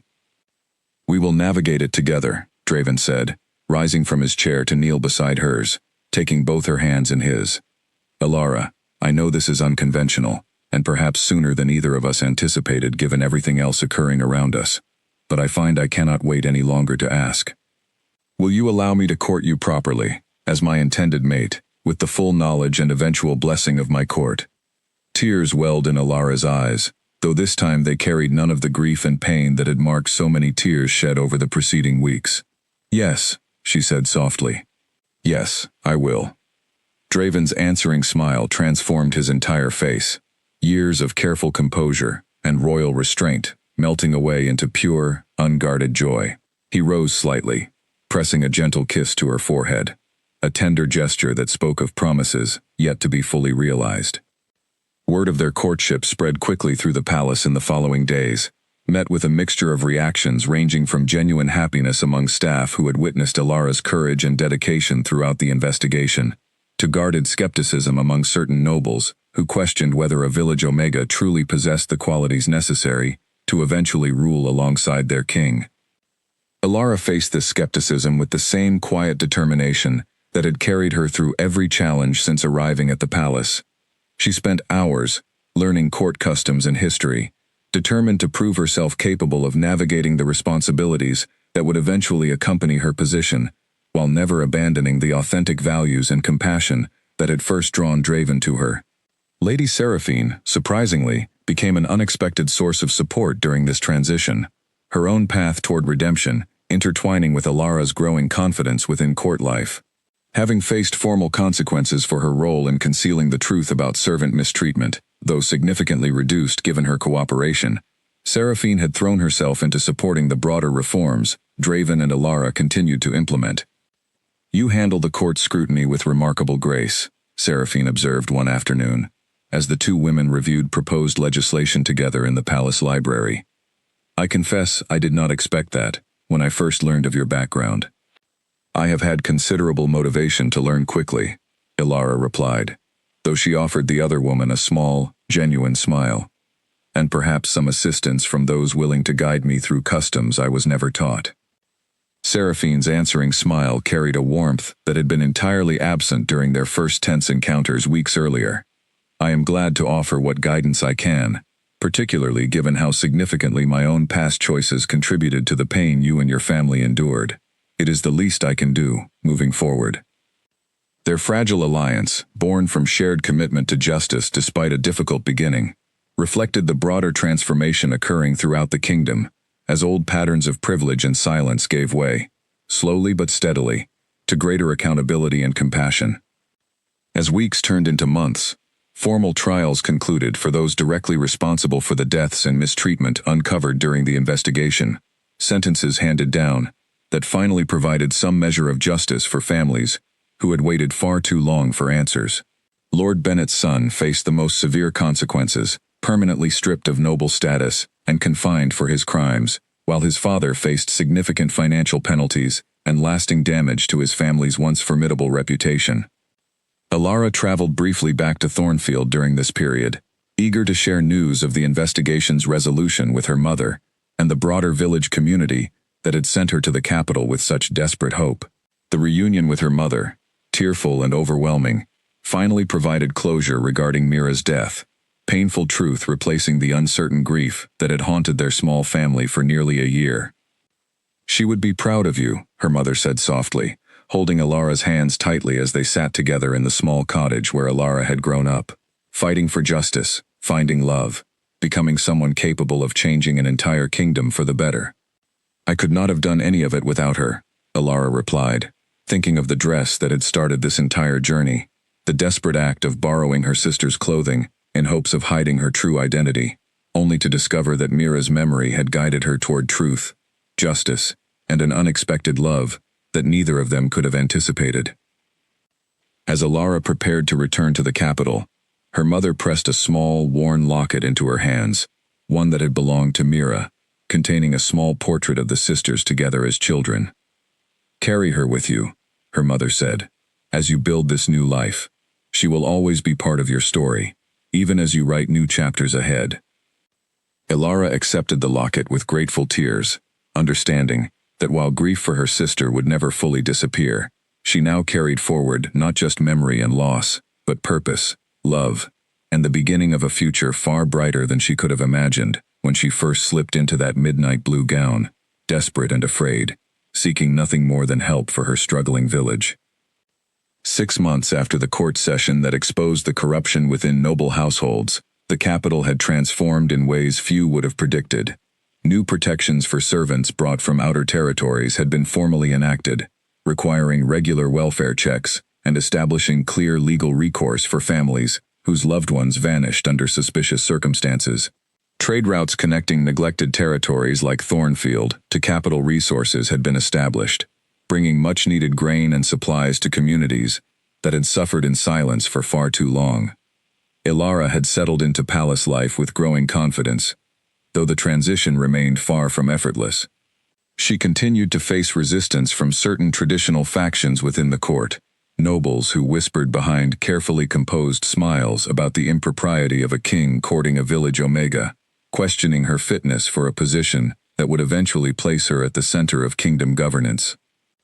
One such noble, Lord Harrington, had proven particularly persistent in his opposition, using his considerable influence to slow the implementation of reforms and quietly stoke discontent among other traditionalist families. Ilara had learned, through careful investigation alongside Oliver, that Harrington's own household had been among those implicated in mistreatment of servants, though insufficient evidence had prevented formal charges from being brought against him directly. He resents the accountability these reforms represent, Draven explained one evening, as they reviewed reports of Harrington's continued political maneuvering.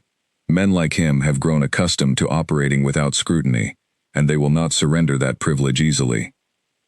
Do you believe he poses a genuine threat? Ilara asked, concern coloring her voice. Politically, certainly, Draven said. He has begun forming alliances with other disgruntled nobles, positioning himself as a voice for tradition, against what he characterizes as reckless, hasty change. And beyond politics? Ilara pressed, remembering the very real danger that Lady Seraphine's initial silence had nearly caused. Could he pose a physical threat? To either of us? Or to the reforms themselves? Draven's expression grew serious. I do not underestimate any noble whose wealth and reputation face genuine threat from accountability. We should remain cautious, particularly as we move toward the formal announcement of our engagement. The mention of engagement sent a flutter of nervous excitement through Ilara, despite the underlying concern about Harrington's influence. Draven had proposed formally just weeks earlier, presenting her with a ring that had belonged to his mother, a simple but elegant piece that carried far more meaning than its modest appearance might suggest to those accustomed to more ostentatious noble jewelry. When do you intend to make the announcement? Ilara asked. Within the month, Draven said. I see no benefit in further delay, and I believe a public commitment will help solidify support for the reforms among the general population, even as certain nobles continue their resistance. The following weeks passed in a flurry of preparation, both for the practical demands of an official royal engagement announcement and for the ongoing political maneuvering required to counter Harrington's growing influence. Ilara found herself increasingly involved in strategic discussions, her insights into the concerns of common people and outer territories proving valuable as Draven worked to build broader support for continued reform. It was during this period that Oliver uncovered evidence suggesting Harrington's opposition extended beyond mere political disagreement into something far more dangerous. Financial records revealed substantial payments made by Harrington to individuals with known connections to mercenary groups operating along the kingdom's borders, groups whose services extended well beyond legitimate business into intimidation and, in extreme cases, violence. He may be planning something more drastic than political maneuvering, Oliver reported during an urgent meeting called with Draven, Ilara, and Edmund. These payments began shortly after the court session exposed his household's involvement in servant mistreatment, and they have continued steadily since. What is he planning? Ilara asked, unease coiling through her stomach. We do not know precisely, Oliver admitted, but given the pattern of payments and Harrington's clear motivation to prevent further exposure or accountability, I believe we must consider the possibility of a direct attempt to disrupt the engagement announcement, or worse, to eliminate those most responsible for driving these reforms forward. The weight of the implication settled heavily over the room. Draven's expression hardened with the particular fury that Ilara had come to recognize whenever injustice or danger threatened those he cared about. We increased security immediately, Draven said, both for the engagement announcement and for our daily movements throughout the palace. I want Harrington's activities monitored closely, and I want to know the moment any suspicious individuals are detected within the capital. Should we delay the announcement? Edmund asked, given the potential danger? Draven considered this for a long moment before shaking his head firmly. No, delaying sends a message that intimidation succeeds, that threats from men like Harrington can dictate the course of kingdom governance. We proceed as planned, but with appropriate precautions in place. Ilara appreciated his resolve, though fear still coiled tightly in her chest at the thought of the danger potentially awaiting them. I want to help however I can, she said. I refuse to simply wait passively, while others manage this threat on my behalf. Your safety remains my primary concern, Draven said, though his tone carried understanding, rather than dismissal of her desire to actively participate. Our safety, Alara corrected gently. Draven, we face this together, as partners, not as protector and protected. I understand your instinct to shield me from danger, but I have already proven I can handle difficult circumstances. Let me help. Draven studied her for a long moment, something like pride mixing with his obvious concern. Very well, Oliver. Brief her fully on everything we know regarding Harrington's activities. Alara, your insight into the perspectives of common people and outer territories may prove valuable in anticipating how he might attempt to sway public opinion or justify any drastic actions he takes. Over the following 2 weeks, security throughout the palace increased significantly. Guards stationed at every entrance, careful monitoring of visitors and deliveries, and discreet surveillance of Harrington's known associates within the capital. Despite these precautions, the atmosphere within the palace remained tense, everyone aware that danger might emerge from unexpected directions despite their best efforts at preparation. The night before the scheduled engagement announcement, Alara found herself unable to sleep, anxiety about the following day's events keeping rest firmly out of reach. She rose quietly from her bed, wrapping a robe around herself, and made her way to the palace gardens, seeking the same quiet solace that had first drawn her there on the night of the ball, so many months earlier. The gardens were peaceful under the moonlight, the familiar scent of night-blooming flowers filling the cool air. Alara settled onto the same stone bench where she and Draven had first spoken honestly about the bond between them, memories of that pivotal night washing over her with bittersweet clarity. She did not hear the footsteps approaching until they were nearly upon her, and she startled, rising quickly, relief flooding through her as she recognized Draven's familiar silhouette moving through the darkness. I could not sleep either, he said, settling beside her on the bench, close enough that she could feel the reassuring warmth of his presence. I keep thinking about tomorrow, Alara admitted, about Harrington, about what he might attempt, about whether we have truly prepared adequately for whatever danger he intends. Draven took her hand, his thumb tracing gentle circles across her knuckles. We have done everything reasonably possible to prepare. Beyond that, we can only face tomorrow, with courage and trust in each other, as we have faced every challenge since the night we first met. I am not afraid for myself, Alara said quietly.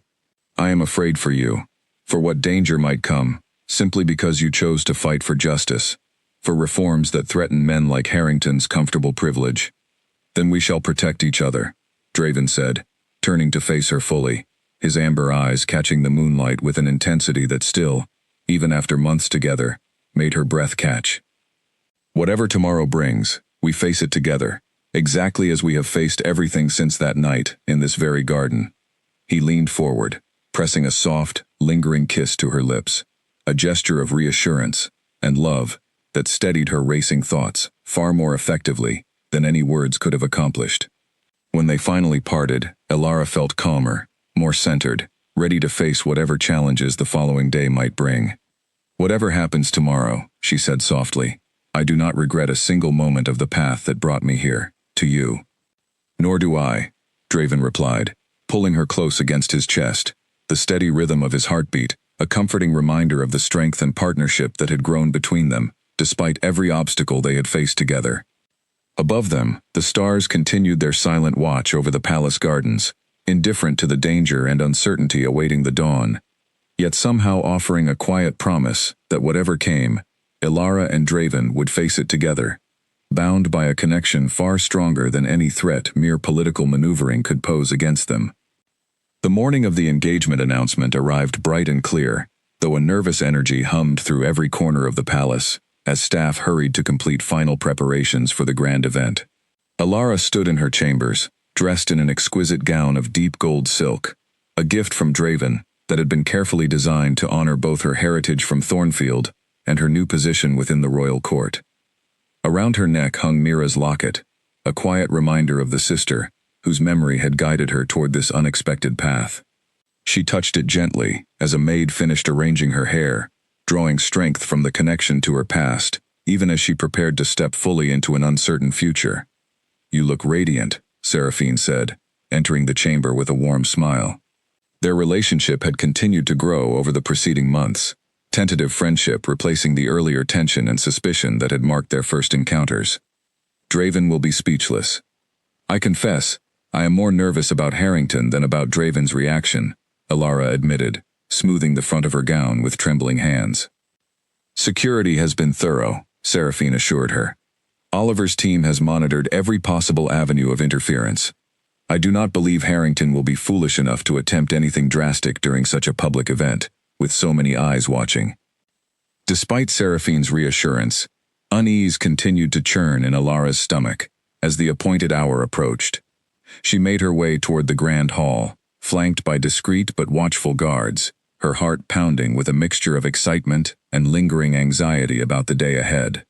The grand hall had been transformed for the occasion, elaborate decorations of gold and deep blue silk draping the walls. Hundreds of nobles and dignitaries gathered to witness the formal announcement of their king's engagement. Alara spotted Draven waiting near the raised dais, resplendent in formal royal attire, his expression softening into open admiration as he caught sight of her approaching through the crowd. She joined him at the front of the assembled gathering, taking his offered hand, the familiar warmth of connection between them settling some of her remaining nerves. Draven raised his other hand, calling for silence among the assembled crowd, and the hall gradually quieted, hundreds of expectant faces turning toward the dais. 6 months ago, Draven began, his voice carrying clearly through the vast hall, I discovered something I had never expected to find, a bond deeper than any I had known before, with a woman whose courage and compassion have already transformed this kingdom for the better. He turned to face Alara fully, his amber eyes warm with genuine affection, despite the formal setting surrounding them. Alara of Thornfield has shown me, and this entire court, what true strength and integrity look like. Through her efforts, we have uncovered and begun to correct grave injustices within our own noble ranks. Through her compassion, we have strengthened bonds with territories long neglected by the crown. And through the bond we share, I have found a partner I intend to stand beside for the rest of my life. Murmurs of approval rippled through much of the crowd.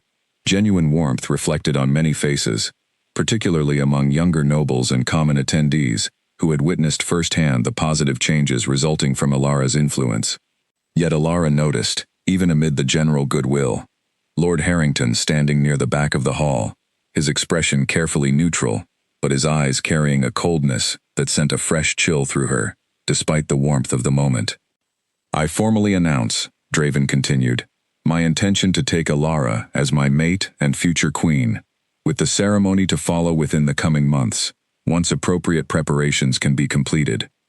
The hall erupted into applause, most attendees offering genuine congratulations, though Alara remained acutely aware of Harrington's continued stillness amid the celebration surrounding him. As the formal announcement concluded and guests began mingling to offer personal congratulations, she found herself scanning the crowd repeatedly, unable to fully relax, despite the joy of the moment. It was nearly an hour into the celebration, as Alara accepted congratulations from a cluster of well-wishers near the hall's eastern entrance, that she noticed Harrington moving purposefully through the crowd toward her, his expression carefully composed into practiced pleasantness that did nothing to ease her instinctive wariness. Lady Alara, he said, offering a formal bow as he approached, allow me to offer my congratulations on this joyous occasion. Thank you, Lord Harrington, Alara replied carefully, aware of the guard positioned discreetly nearby, ready to intervene should the situation require it. I confess, Harrington continued, his voice carrying a subtle edge beneath its surface courtesy, I have had reservations about certain reforms implemented over recent months, reservations I have perhaps expressed too openly in political circles. I am aware of your concerns, Alara said, choosing her words carefully. Yet witnessing today's celebration, Harrington continued, and the genuine happiness reflected on His Majesty's face, I find myself reconsidering my opposition. Perhaps change, however uncomfortable, serves this kingdom's greater good. Alara studied him carefully, uncertain whether to trust this apparent shift in sentiment or whether it masked continued danger beneath a veneer of reconciliation. I am glad to hear that, Lord Harrington. Genuine reconciliation serves everyone better than continued division. Indeed, Harrington agreed, though something in his eyes remained guarded, calculating. Perhaps we might speak further, privately, regarding how I might contribute more constructively to these ongoing reforms, rather than continuing to oppose them from the shadows. The suggestion of private conversation immediately heightened Ilara's wariness, memories of Oliver's warnings about Harrington's suspicious financial dealings surfacing sharply in her mind. Perhaps, she said carefully, such a conversation would be more appropriate with His Majesty present as well, given the significance of the reforms in question. Something flickered across Harrington's expression, brief frustration quickly masked once more behind practiced composure. Of course, perhaps another time then. He offered another formal bow before withdrawing into the crowd, and Ilara released a breath she had not realized she was holding, unease still coiling tightly in her chest, despite the outward pleasantness of their exchange. She caught Draven's eye across the hall, and he made his way toward her quickly, clearly having noticed the tension of her interaction with Harrington, even from a distance. "What did he want?" Draven asked quietly, once he had reached her side. "He claimed to be reconsidering his opposition to the reforms," Ilara said, though something about his manner felt insincere. "He suggested a private conversation, which I deflected, insisting you should be present as well." Draven's expression hardened slightly. Good instinct. I do not trust Harrington's sudden change of heart, particularly given what Oliver has uncovered about his recent activities. Their conversation was interrupted by Oliver himself, approaching with visible urgency despite his attempt to maintain a composed appearance amid the celebratory atmosphere surrounding them. "Your Majesty," he said quietly, drawing both Draven and Ilara slightly away from nearby guests. "We have identified movement among individuals connected to Harrington's suspicious payments. Several unfamiliar faces have been spotted near the palace's eastern gardens within the past hour." Draven's expression turned grim. "Increase security around that area immediately. I want confirmation of who these individuals are, and their purpose here." "Already underway, Your Majesty," Oliver confirmed, "though I would recommend both of you remain within the main hall, away from more isolated areas of the palace, until we better understand the situation." Ilara felt the earlier joy of the celebration, curdling into fresh anxiety, the shadow of potential danger reasserting itself, despite Harrington's outwardly conciliatory approach moments earlier. "Do you believe he intends something during the celebration itself?" "I do not know," Oliver admitted. "But I believe caution is warranted, particularly given the timing of these individuals' appearance so soon after Harrington's private conversation with you." As if his earlier approach had been intended to distract or assess, rather than genuinely reconcile, Ilara realized with growing dread. Perhaps Harrington's conciliatory words had served merely to gauge her wariness, or to position himself favorably before whatever plan he truly intended to enact. "We should continue the celebration as though nothing is amiss," Draven said, his voice low but firm, "while security addresses the situation discreetly. I will not allow Harrington's intimidation to disrupt this day, nor will I give him the satisfaction of witnessing our fear." Despite his outward composure, Ilara noticed the tension remaining in his shoulders as they rejoined the celebration, both maintaining careful smiles, while remaining acutely alert to any sign of danger. The following hour passed with agonizing slowness, every unfamiliar face within the crowd triggering fresh anxiety, every unexpected sound causing Ilara's heart to race with renewed alarm. Finally, as the celebration began winding toward its natural conclusion, Oliver returned once more, his expression carrying a mixture of relief and continued concern. "Your Majesty, the individuals near the eastern gardens have been detained for questioning. They claim to have been hired by an intermediary to create a disturbance during today's celebration, though they insist they were given no specific instructions regarding violence, merely instructed to cause sufficient chaos to disrupt the announcement." "And this intermediary's connection to Harrington?" Draven asked. "Suspected, but not yet definitively proven," Oliver admitted, "though given the timing and pattern of previous financial transactions, I believe the connection is highly likely." "Then we continue building our case," Draven said, "while ensuring Harrington understands that any further attempts at disruption or intimidation will be met with swift and decisive consequences." As the celebration finally concluded and guests began departing, Ilara found herself simultaneously relieved that no significant harm had occurred, and unsettled by the confirmation that danger had indeed lurked beneath the day's celebratory surface. Harrington's opposition, it seemed, extended well beyond mere political disagreement. into genuine willingness to employ intimidation and potential violence against those threatening his privileged position. "This is not finished," she said quietly to Draven, once they finally found a moment of privacy amid the aftermath of the celebration. "No," Draven agreed, his expression resolute despite the day's stress. "But neither are we finished fighting for what is right. Harrington will face consequences for his actions, just as Bennett and the others did before him. We will not allow intimidation to halt the progress we have fought so hard to achieve." Ilara nodded, drawing strength from his unwavering determination, understanding that whatever challenges still lay ahead, they would face them together, bound by a partnership and love that had already proven far stronger than any threat powerful men like Harrington could pose against them. In the days following the engagement celebration, Oliver's investigation into Harrington's connection with the hired disruptors moved swiftly toward resolution. Under careful questioning, one of the detained men confirmed receiving payment through a chain of intermediaries, eventually traced directly back to Harrington's personal accounts, providing the concrete evidence needed to finally hold him formally accountable. Draven called for Harrington's arrest within a week of the celebration, the formal charges encompassing not only his role in orchestrating disruption during the engagement announcement, but also renewed investigation into his household's earlier connection to servant mistreatment, evidence for which had grown stronger as former staff, emboldened by the successful prosecution of Bennett and others, finally came forward with their own testimonies.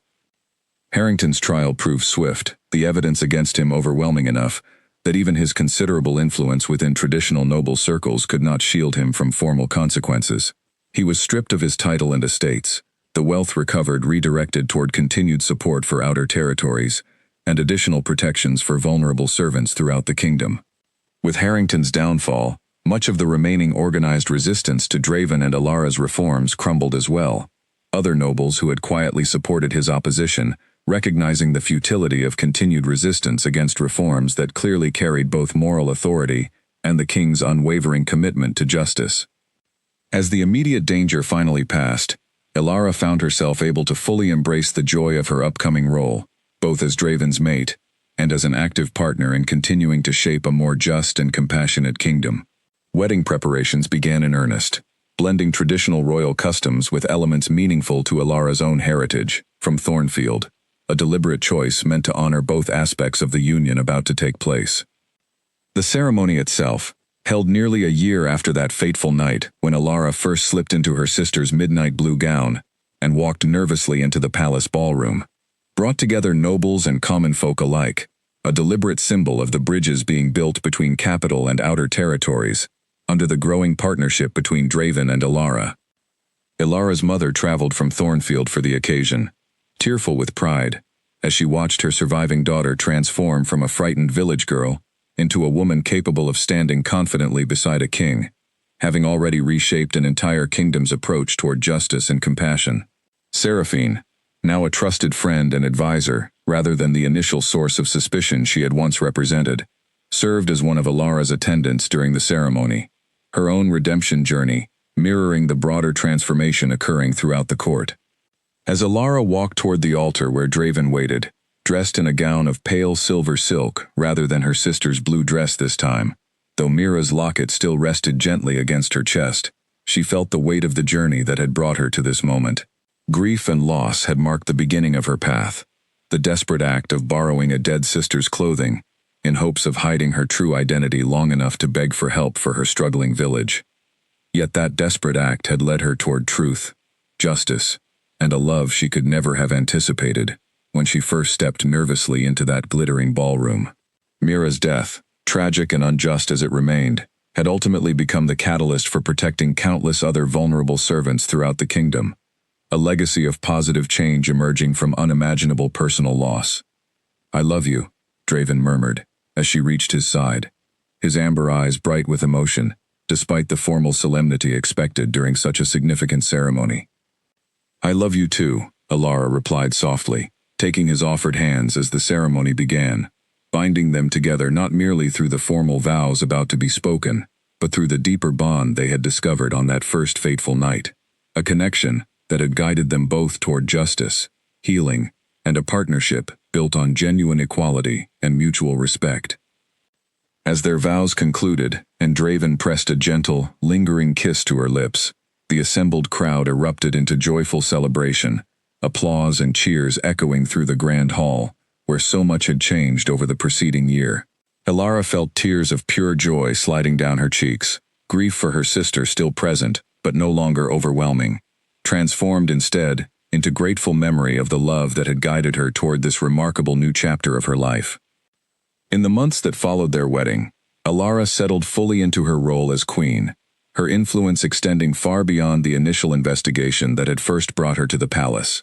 Together with Draven, she continued championing reforms that strengthened protections for vulnerable individuals throughout the kingdom, while also working tirelessly to rebuild trust between the capital and long-neglected outer territories, like her own beloved Thornfield.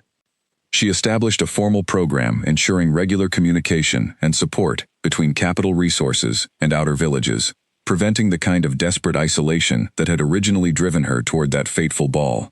She also created protective measures specifically designed to safeguard servants brought from distant territories into noble households, ensuring no other family would ever again suffer the agonizing uncertainty and eventual devastating truth that had marked her own search for answers about Mira's fate. A small garden was planted within the palace grounds, dedicated to Mira's memory, filled with jasmine flowers, whose scent had first alerted Draven to Elara's presence on that transformative night. Elara visited the garden often, finding peace and quiet reflection among the fragrant blooms, grateful for the sister whose memory, and whose dress, had ultimately guided her toward a life filled with purpose, justice, and profound love. Years later, when Elara and Draven's own daughter was born, they named her Mira, ensuring that the memory of the woman whose tragic death had ultimately sparked such profound positive change throughout the kingdom would continue living on through future generations. As their daughter grew, Elara often told her the story of how her own aunt, though she never had the chance to meet her, had indirectly helped save countless lives through the courage her memory had inspired. The kingdom continued to flourish under Draven and Elara's joint leadership, their partnership becoming legendary throughout the realm, a testament to the power of genuine connection transcending traditional boundaries of class and privilege. The mate bond that had first drawn them together on that fateful night proved, as the years passed, to be exactly what Draven had always believed such connections represented, not merely physical attraction or convenient political alliance, but a profound joining of two souls, destined to accomplish together what neither could have achieved alone. Elara often reflected, in quiet moments, on the frightened young woman who had once stood trembling in a borrowed dress, terrified of discovery, desperate only to help her struggling village survive another harsh winter. She could never have imagined, on that night, the remarkable journey that desperate act of courage would ultimately set into motion, transforming not only her own life, but the lives of countless others throughout the kingdom who had suffered in silence for far too long. The dress itself, carefully preserved, remained a treasured memory within the royal household, a symbol of the courage, love, and justice that had emerged from grief and desperation on a night that changed everything. Elara had worn her dead sister's dress to hide her true identity, seeking nothing more than a chance to help her village survive. Instead, she had found love, uncovered devastating injustice, and ultimately transformed an entire kingdom's approach toward compassion and equality, a legacy that would continue shaping the realm for generations to come, all beginning with a single dance and a scent the Alpha King could never forget.